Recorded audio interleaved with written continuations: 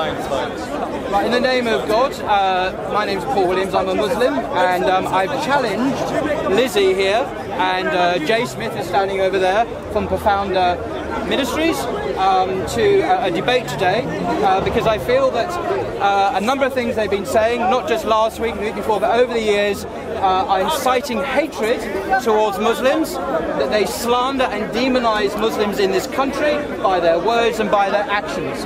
And today I'm going to give a few examples which you can check yourself online of precisely such nefarious activities. Also, we're going to talk about Lizzie's article on the hijab, and I've listened to her discussion with Jay Smith. I think that was here, was it last week or the week before last?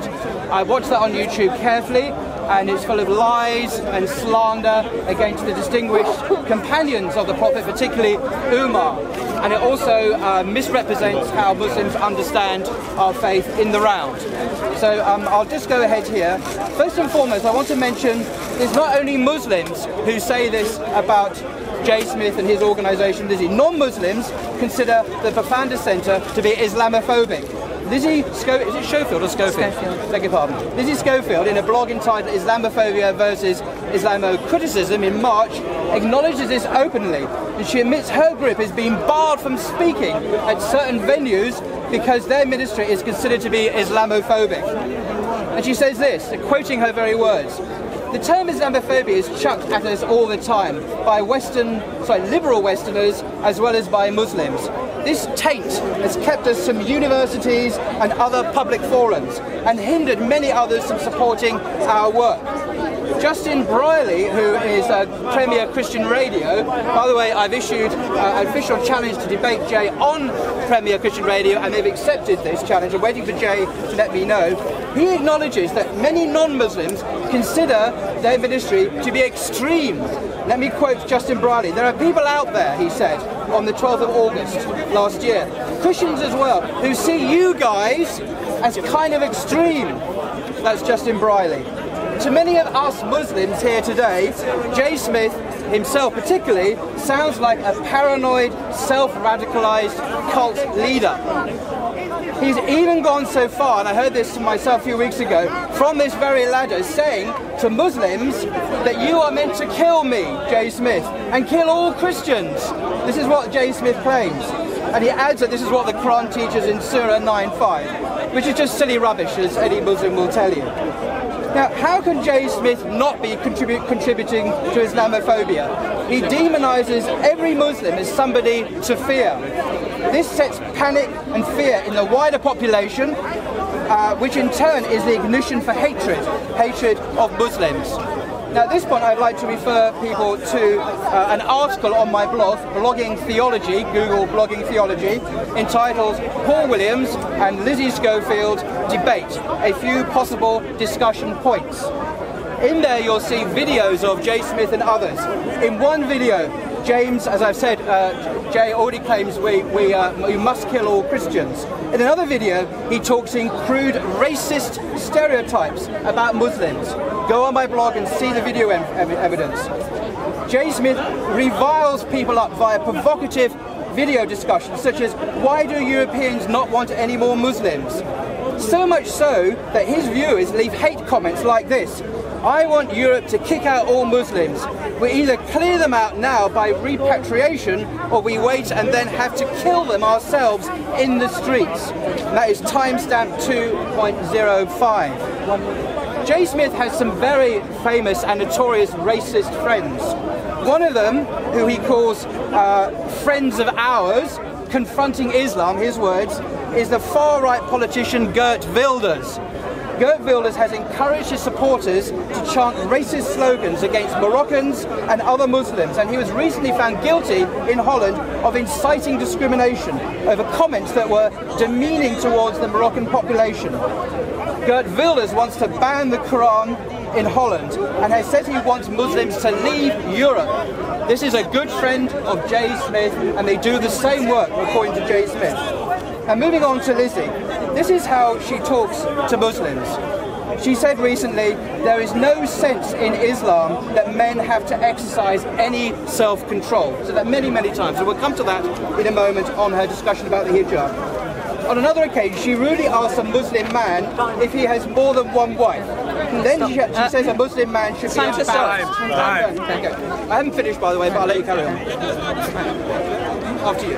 Okay, I'd like to say good afternoon, everybody, and good afternoon, Paul. I'm really glad to have this opportunity to debate you today. So the reason I'm here today is that... Oh, sorry. The reason I'm here is that 2 weeks ago, Paul came up to me at Speaker's Corner and he confronted me about my hijab article. And I'd just like to give you some quotes that he said about my hijab article. There are some quotes. You can check them on the YouTube video if you like. He said, it's full of anti-Muslim bigotry and hatred. He said, I belong to an extremist Christian group. It was full of the most appalling misrepresentation and lies about Muslims, that I was demonizing Muslims, my very first sentence talks about how evil Islam is. It was full of horrible stuff. It was a vile attack on Muslims, and it lies and lies and lies. If you don't believe me, you can just go and check on the video. And what's very interesting about what Paul has just done is that he hasn't actually mentioned that particular article at all. I was about to. And that is the reason that we're here. He's come up with lots of claims, which I'm not going to talk about here. I'm here to talk about my article, because it was very specifically that seemed to get him so incensed 2 weeks ago, and what he was interested in challenging me about. So I think, for the sake of fairness, what we're going to do is we're going to go through my article paragraph by paragraph. And I hope you've got a copy there, Paul. If you don't, someone can supply you with a copy. Do you have a copy? I have a full copy. Okay. A full copy I can have. Okay, here's a copy. Has anyone got a copy for Paul, please? There you go. Okay, thank you. Right, so I think the best thing to do is just get straight into the article and what it actually says. So, Paul, one of the things that you said 2 weeks ago, you said was this is a quote, you said her very first sentence talks about how evil Islam is. Now, I was wondering if you could just read for us what my first sentence is.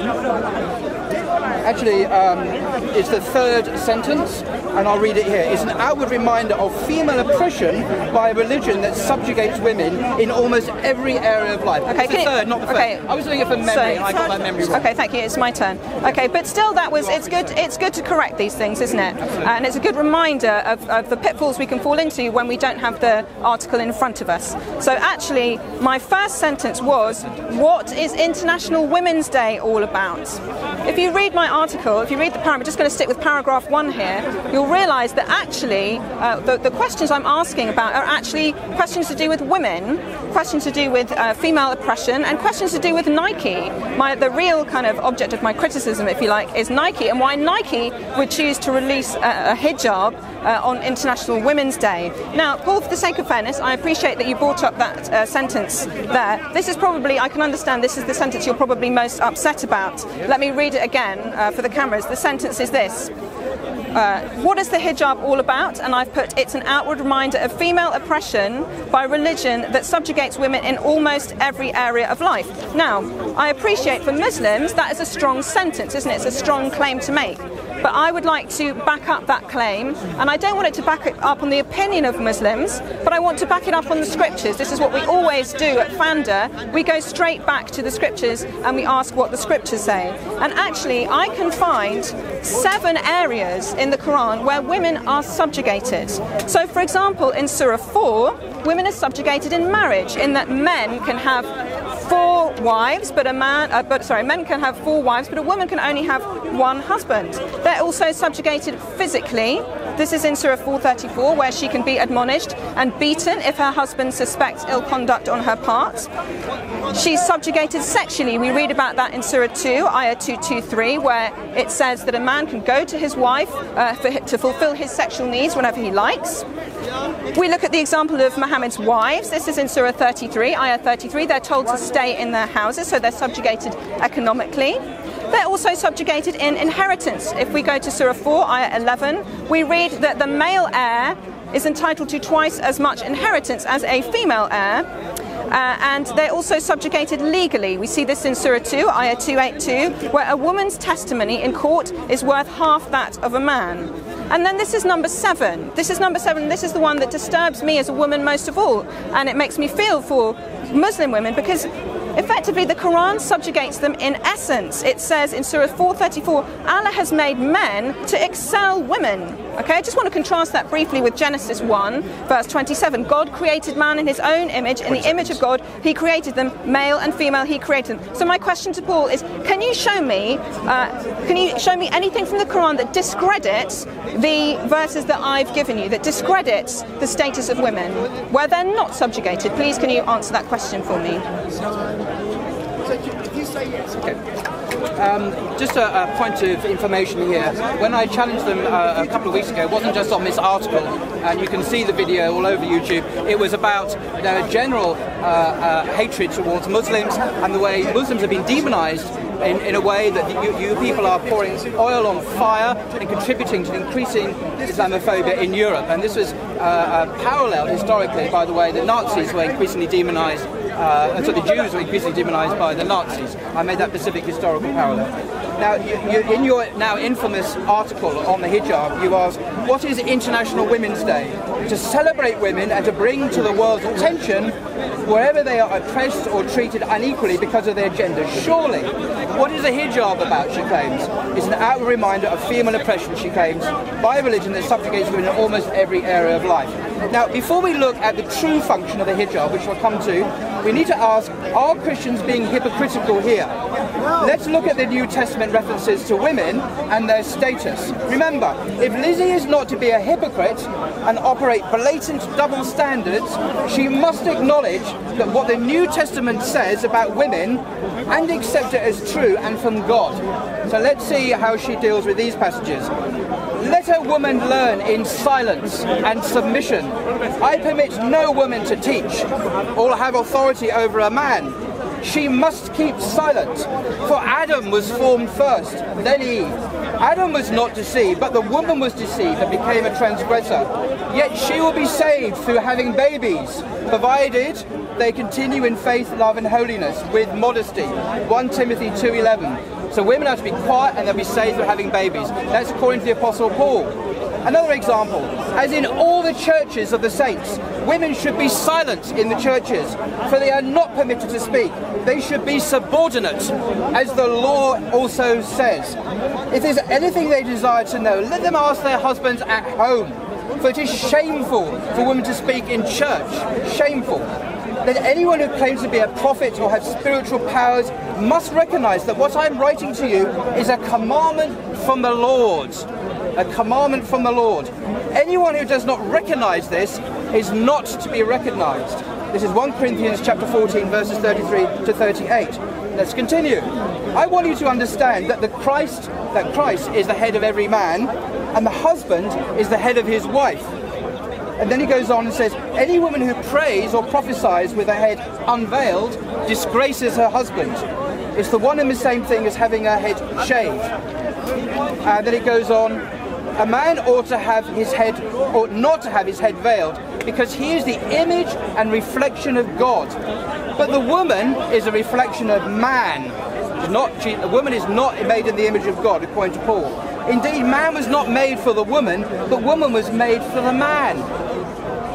Okay?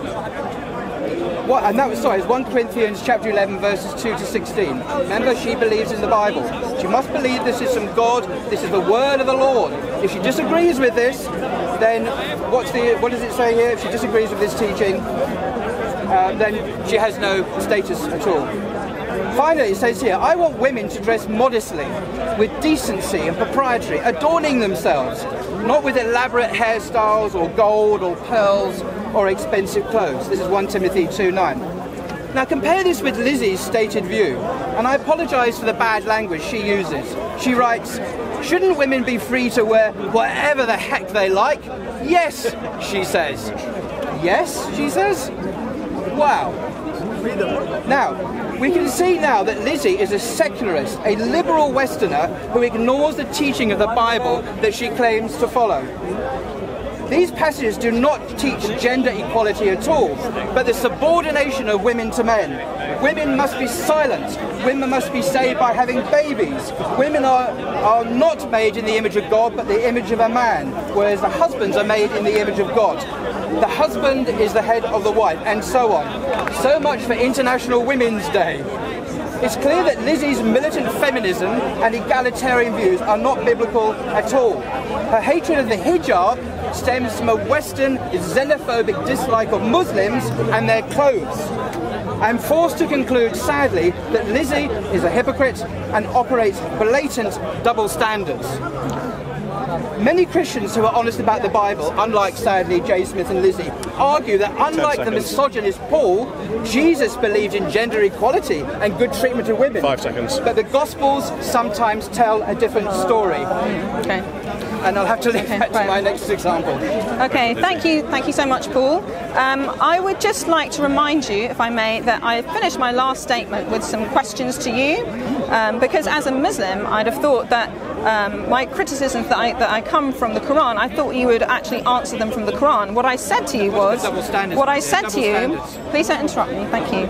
Okay, what I said to you, I gave you 7 areas in which women are subjugated in the Quran: in marriage, physically, sexually, economically, inheritance, legally, and in essence. And I'm afraid you failed to answer that at all. You've failed to give me any verse, even a hadith, even something from the commentaries that shows me that in fact women are equal, women are not subjugated in these areas.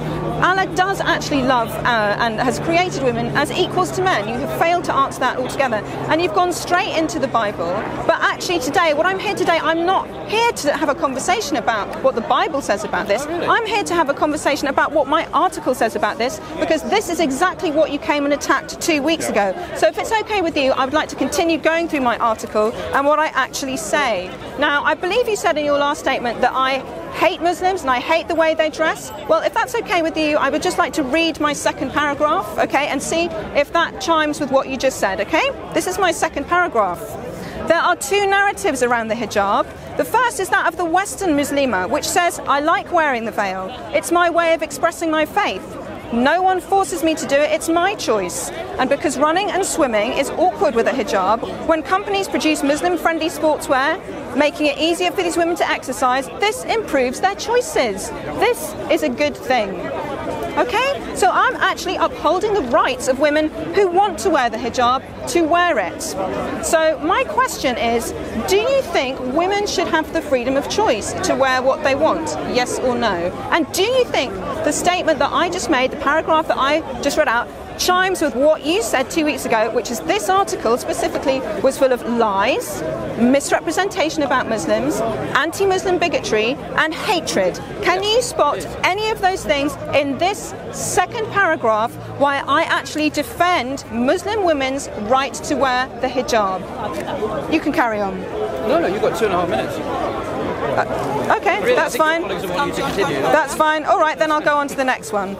Okay, so this is the paragraph where I talk about the other narrative around the hijab, which is that actually around most of the world, women do not choose to wear it or not. They either wear it because it's illegal, for example, in countries like Saudi Arabia or in Iran, or they wear it because of so much social pressure that if they were not to wear it, they would face consequences from society or from their family or whatever it is. And I give some examples. Let me see. I give an example of this lady here. Let me just show it to the camera so you have a good look at her. Because actually, I can't see it. There you go. I love brave women like this. These women are brave. We need to know their names. We need to know who they are. This woman, her name is Malak Al-Shahri.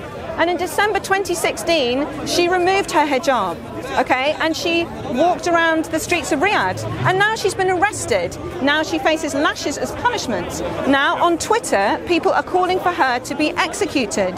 Now, what I'm curious about is why Paul thinks that this is anti-Muslim bigotry, why me speaking up for these brave women, that this is hatred, why he thinks this is lies. This is not lies, this is reported by mainstream media.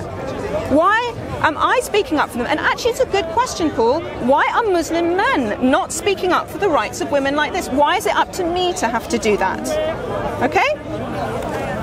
And also I gave another example of a lady called Aqsa Parvez, who was killed in Canada by her father, and according to the CBC News Toronto, according to an agreed statement of facts presented in court, Aqsa had been experiencing conflict at home and clashed with her family because she chose to wear Western style clothing and didn't want to cover her hair with a traditional hijab headscarf. What do you have to say about women like her? Are you saying that she should be forced to cover? What are you saying about those women? Are you speaking up for those women? Because I have to say, I have not heard you do so. That'll do. So maybe my question to you, actually, just to finish, is what do you think of women like Malik al-Shari? What do you think about women in Iran who have to cover up?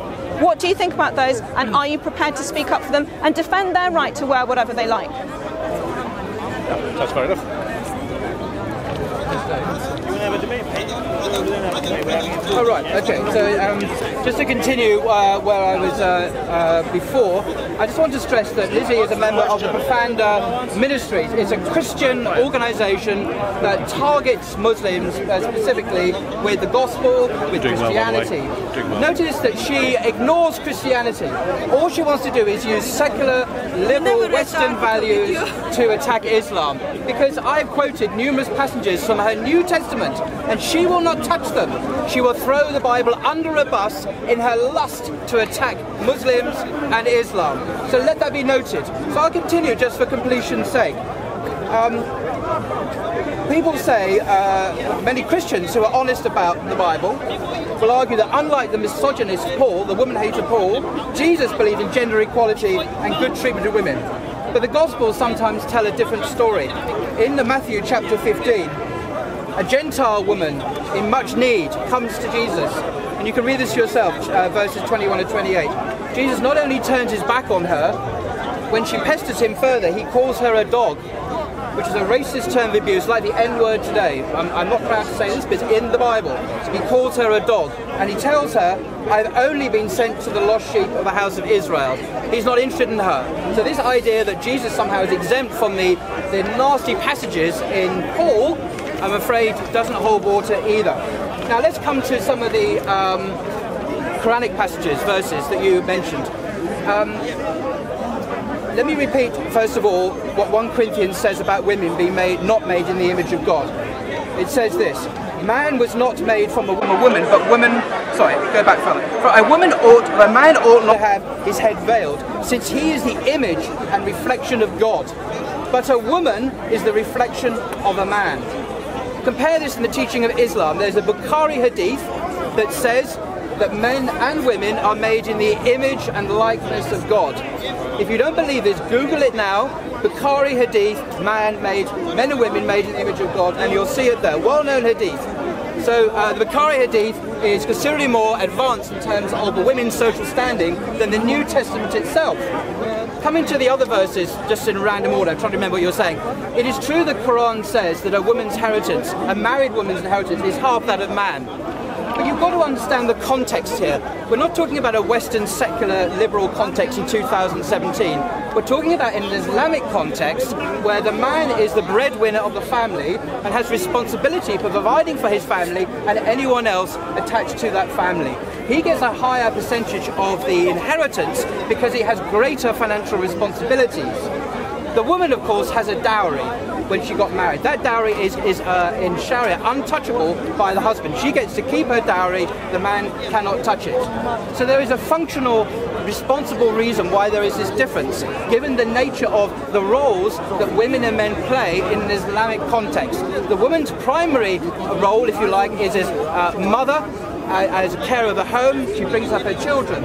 Something that the West has lost. The motherhood is now deprecated, and you see the woman's got to go out to work and earn her money and be just like a man. In Islam, a woman's primary responsibility is to have children, to look and nurture after her children, and to have responsibility for the home, and the man is the breadwinner.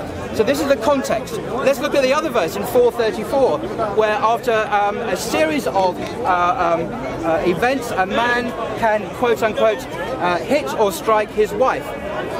Let me explain this. Okay, 1 minute, 10 seconds. How do Muslims read the Quran? And something that's not always appreciated at Speaker's Corner. Muslims read the Quran through the lens of the Prophet Muhammad. We don't separate them out. We interpret the Quran through the teaching, through the Sunnah, through the Hadiths of the Prophet. And it's very clear when you bring the two together how this verse is interpreted that it is largely symbolic. So in the Sharia, you can use a miswak, which is like a toothpick. You can use a handkerchief. It's not meant to touch the face or any other part that can cause pain. How do we know this? Because the Prophet himself taught this. It is a symbolic final declaration to the wife that he is not going to have relations with her anymore.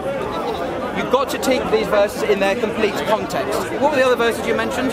I mentioned, okay, Surah 4, number 3. Okay, I've got 15 seconds. Okay. Remember what they are. Okay. Carry on. Right. Surah 2, 2, 2, 3. Surah 33, 33. Okay. Surah 4, 34. Admonished and beaten for ill conduct. Okay.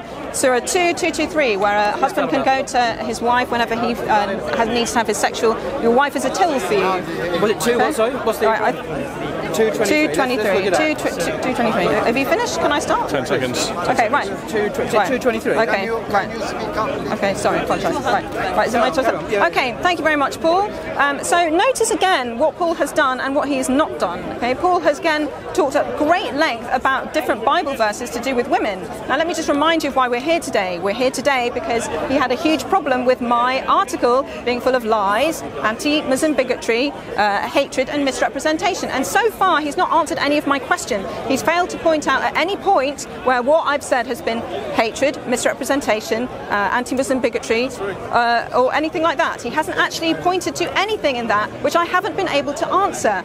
The strong statement that I mentioned at the beginning, I answered very well, and I'm still also waiting for an answer to my question, which is, can you find me some verses from the Quran, okay, or from the Hadith that say that give women equal status in the areas that I mentioned, and those areas were marriage, physically, sexually, economically, through inheritance, legally, and in essence. And effectively, all I've really got back from Paul is an idea, and it's not even from the Quran, you said it was from the Hadith, that women are mothers and elevated as mothers. And I agree, the Quran, sorry, not the Quran actually, I couldn't find anything in the Quran, but correct me if I'm wrong, but the Hadith does say something akin to paradise lies at the feet of your mother. I agree, that's a great thing. I'm glad the Quran says that, but what about the other areas? What about the other areas? Paul has not really talked about women from the Quran. He's not really reassured me that from the Quran that Allah really does see women as equal.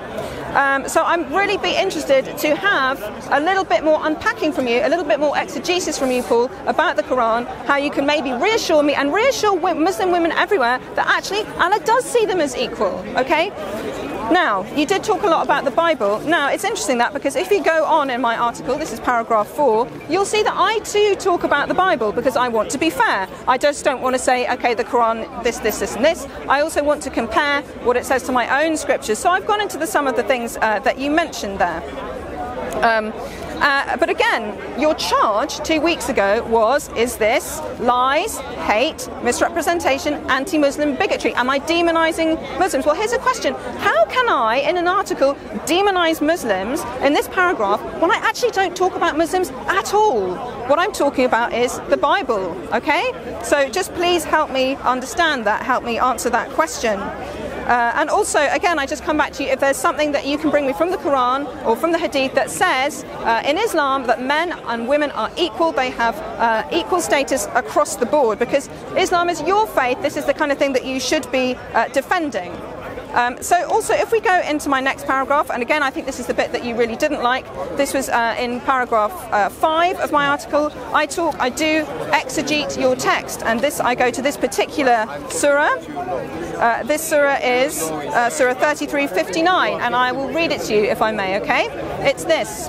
O Prophet, this is talking to Muhammad, O Prophet, tell your wives and daughters and the women of the believers, that means the women of the Muslims, to bring down over themselves part of their outer garments. That is more suitable, that they will be known and not be abused. The Arabic here actually means harmed, that women will not be harmed. And ever is Allah forgiving and merciful.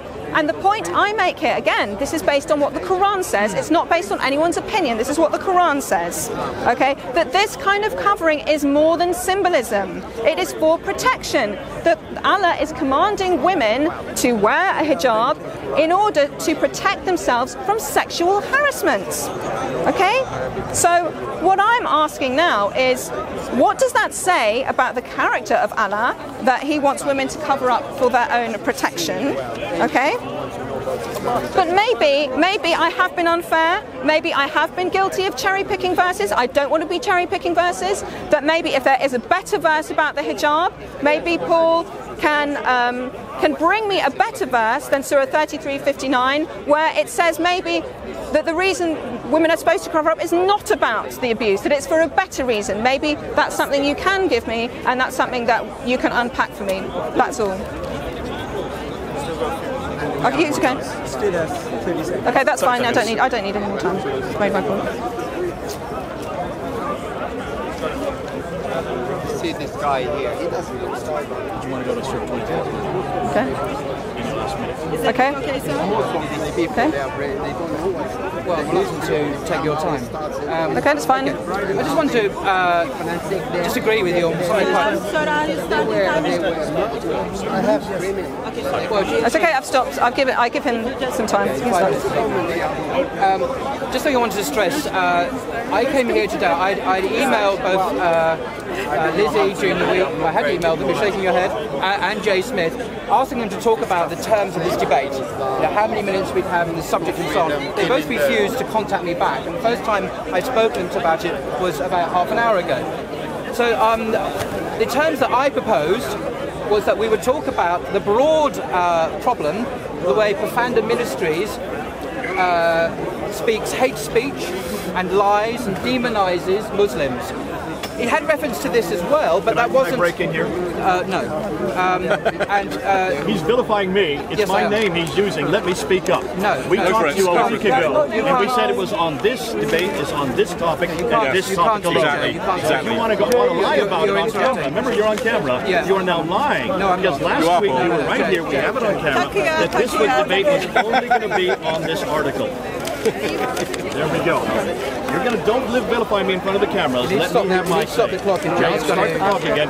Let's make sure this is only on this article, nothing more. You're violating the terms of the debate. Have you agreed? Because you feel incapable of defending your comments on this article, say that. But don't broaden it. It was only for Lizzie, and this her article that she wrote, nothing more. Now I'm going to speak. Now this is simply not true. We can look at the text that I sent, and it was to discuss the broader Pfander Ministries slander and evil and lies that they speak about Muslims. Now I want to come to one of these issues because I'm not going to be restricted just to this article. I know Lizzie won't talk about the New Testament, even though that's her job to communicate the New Testament to Muslims. She won't talk about it, and all the we're going to start again, but not from zero. Make it, I don't know, 2.5 minutes. So I'm going to give an example of the lies and hate speech. Can we ask the crowd, would they like to hear more about this article? Yes. More about the debate on this article? Yes. You asked for the debate. This has nothing to do with me. It has to do with Lizzie. Lizzie is the going debate here. Stop talking about me. Keep to this article. Is that because you can't defend women? Okay, I think we've got a quorum on this. Now, I'm just going to continue because this is the proposal I made, which they failed to respond to. I would talk about the broad issues of Pfander, because of the Islamophobic. You challenged her Everyone is because speaking of now. her It goes and against now the you rules. failed to respond. Is she from Pfander Films as Yes, well? this is another member of the organisation. No, because he's lying. So Do we want this on the article or not? Yes! Yes, we do! On the article. Anyone To other this than article, Pfander Films? this is the one that she's here for. She's not here to defend me. I don't want it. Coming back to the debate that I'm going to have, as I advertised in advance and emailed them about, not what Jay Smith wants to change at the last minute. Let's come back to the lies and the hate speech that Jay Smith and his organisation. Let me give examples. Jay Smith, you can't suppress free speech here at Speaker's Corner. Let me, and feel free to Bring this debate down to close. We'll get on the ladder and continue. No, don't close this down. Okay, now let him finish his time because I'd like to have my time. The truth about the lies that Jay Smith and the demonisation. Here's an example. Last week, Jay Smith, and you can see it on YouTube, on my blog. No, stay on there. Jay Smith, are you terminating the debate? Yeah, he's terminated. Continue on. Well, it's interesting, when I get criticism of his organisation, he terminates the debate. Okay, I'll just address my camera then. Last week, Jay Smith said to the public... Okay, I haven't finished. You haven't let me area in talk. Harrow... Can I finish, please? No, are you continuing the I'm debate? continuing. I'm continuing. Are you continuing or not? I'm continuing. but they're saying they stopped. Right, I'd like to continue. I'd like to finish. Well, can you make your Stick to up? this debate. No, the Right. debate Stick as to arranged Okay. was that we would talk about the hate speech from Pfander as is manifest both in her article and in Jay Smith's own recorded speeches. Can I'd like to please. Okay. Is your time, Paul? Is your time finished? Can I have 5 minutes? Listen, you have the last say. Can I? Right. You have the last say. You've started, so I'd like to finish. Give her Am I 5 finished? minutes. I haven't finished yet. Okay. All right. Because I Please, where's the timer? Where's the timer? Go ahead, listen, have the last say. I know, but you're Okay. still the one who's Sir, is it my turn? No, it's not. Okay, but then can we get it back on the timer, okay, rather than... Can we get on time? I want to talk about the lies and hate speech from this organisation. I want it on camera, and I want people to check it for themselves. Can you? No, he's not keeping the time. Because you guys are talking over each Will you stop talking? You stop talking. All right, can we have a different timekeeper? I'm sorry, you've not been very trustworthy in this. We need just to have... You can start again with 5 minutes, and I'll start again with 5 minutes. But let's have somebody else take the time, okay? Otherwise, this is a big waste of time. Right, as I was going to say, can we just have just get me speak for a few? Right, okay, that's your time left. Go, please. Yes, sir. Yes, sir. Yes, sir. Right. Last week, Jay Smith said that he could not eat ham or pork products in Harrow, anywhere in Harrow, because the Muslims would stop him eating ham or pork products. This is a lie. You can look at it on YouTube. You can look at it on my blog page. I rang up Tesco Superstore in Station Road in Harrow and asked them about their 5 superstores in Harrow, and they told me that all of their pork products are freely available. And indeed, there's probably a Morrison. Sorry, can you? There's probably a Morrison's, there's probably an Asda, and so on. What Jay Smith is doing here is telling a crowd he doesn't think would check him, would check up on his lies, and he knows how he laughs. This is a man who is a cult leader who laughs in the face of the truth about his lies here. You can check out. So he blamed Muslims for banning pork and all pork products in Harrow. This is factually a lie, and he's seeking to whip up hatred. This is clearly not true. Okay? I agree. We'll deal with this. We'll deal with But this. Jay Smith is lying. So the point is that this is a good example of hate speech where you lie to the public to whip up anger. Oh, in England they're banning our pork products, when in fact 5 department stores, Tesco's, the largest one, do stock a whole pork range. I've asked them myself. This is one example. Another example, of course, is the notorious statement he made 2 weeks before that, or a week before that, when he says that Muslims are commanded by the Quran to kill all Christians. What a load of rubbish.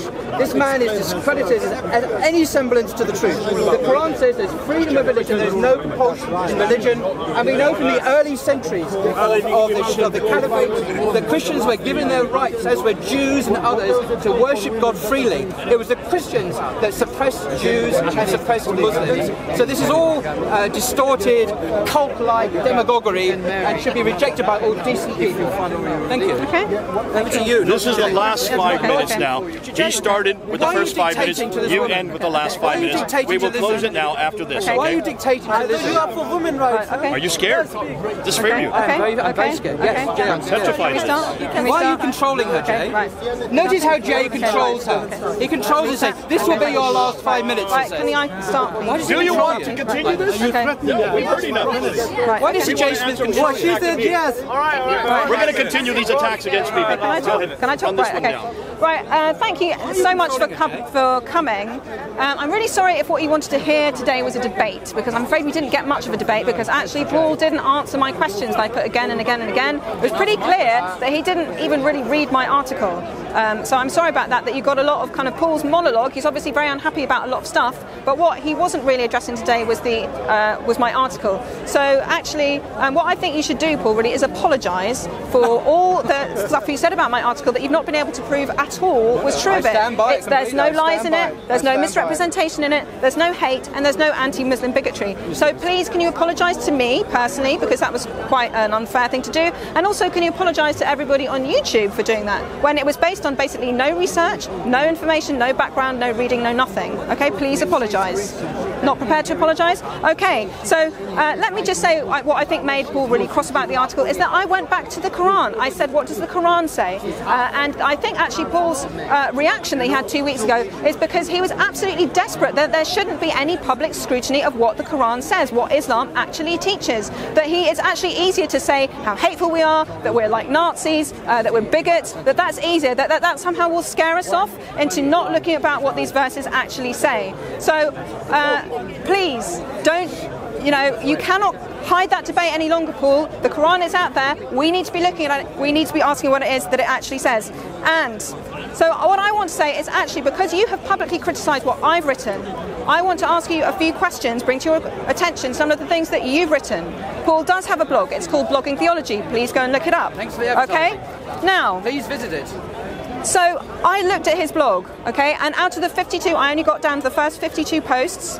Of all of those 52 posts, I can only find one post by a chap called Eric bin Kazam that was exegeting the Quran, and it was on one verse. So what I can see is that you're not actually terribly interested in theology, at least not Islamic theology, that if that's all there is on a blog called Blogging Theology. But what you are interested in very much is attacking Christianity, okay? And there are a couple of articles there that exegete verses in a way that I don't like. I get it, I don't like it, but I don't come to Speaker's Corner and call you a Nazi because one of your contributors has exegeted a verse in a way that I don't like.